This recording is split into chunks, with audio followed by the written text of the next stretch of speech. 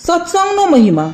સત્સંગનો અદ્વિતીય મહિમા ગાતા શ્રી કૃષ્ણ પ્રભુ સખા ઉદ્ધવજી પ્રતિ શ્રીમદ ભાગવતના એકાદશ સ્કંધમાં આજ્ઞા કરે છે કે હે પ્રિય ઉદ્ધવ, જગતમાં જેટલી આસક્તિઓ છે તે સર્વને સત્સંગ નષ્ટ કરી દે છે. આથી જ જેવી રીતે સત્સંગ મને વશ કરી લે છે તેવું સાધન યોગ કે સાંખ્ય નથી, ધર્મપાલન કે સ્વાધ્યાય નથી. તપ, ત્યાગ, ઈષ્ટાપૂર્તિ, દાન દક્ષિણા વગેરેથી હું એવો પ્રસન્ન થતો નથી. ક્યાં સુધી કહું? વ્રત, યજ્ઞ, વેદ, તીર્થ, યમ નિયમ વગેરે સત્સંગની જેમ મને વશ કરવા સમર્થ નથી. હે નિષ્પાપ ઉદ્ધવ, આ યુગની નહીં પરંતુ બધા જ યુગોની એક જ વાત છે કે સત્સંગ દ્વારા જ દૈત્ય, રાક્ષસ, પશુ પક્ષી, અપ્સરા, નાગ, સિદ્ધ, ચારણ, ગુહ્યક અને વિદ્યાધરોને મારી પ્રાપ્તિ થઈ છે.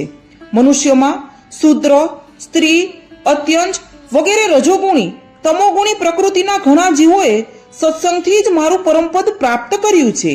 વૃત્રાસુર, પ્રહલાદ, વૃષપર્વા, બલિ, બાણાસુર, મૈદાનવ, વિભીષણ, સુગ્રીવ, હનુમાન, જામવન, ગજેન્દ્ર, જટાયુ, તુલાધાર વૈશ્ય, ધર્મવ્યાદ, કુબ્જા, ઋષિપત્નીઓ તથા બીજા ઘણા બધા લોકો પણ સત્સંગના પ્રભાવથી જ મને પ્રાપ્ત કરી શક્યા છે.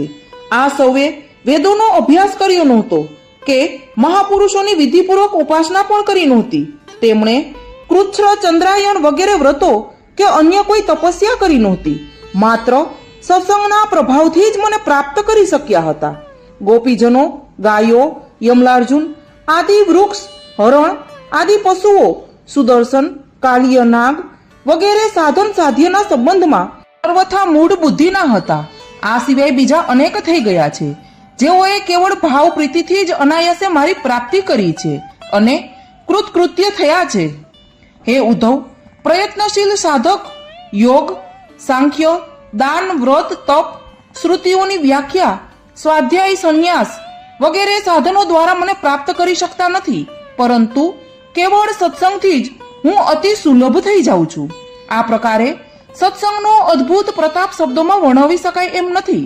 વળી સત્સંગ પ્રાપ્ત ન થાય તો પણ દુસંગમાં કદાપી પ્રવૃત્ત થવું નહીં, કારણ કે દુસંગ મહાભયજનક છે અને તે ભગવદ ભાવનો નાશ કરે છે. બુદ્ધિમાન પુરુષે દુસંગનો ત્યાગ કરી સત્પુરુષોનો સદા સંગ કરવો.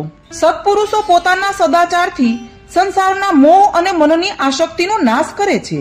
વળી દુસંગમાં લપેટાયેલો પુરુષ સંસાર ચક્રમાં ભમ્યા કરે છે અને તેને ક્યાંય સુખ પ્રાપ્ત થતું નથી. આથી વિવેકી તથા ગુણવાન પુરુષે તો દુસંગનો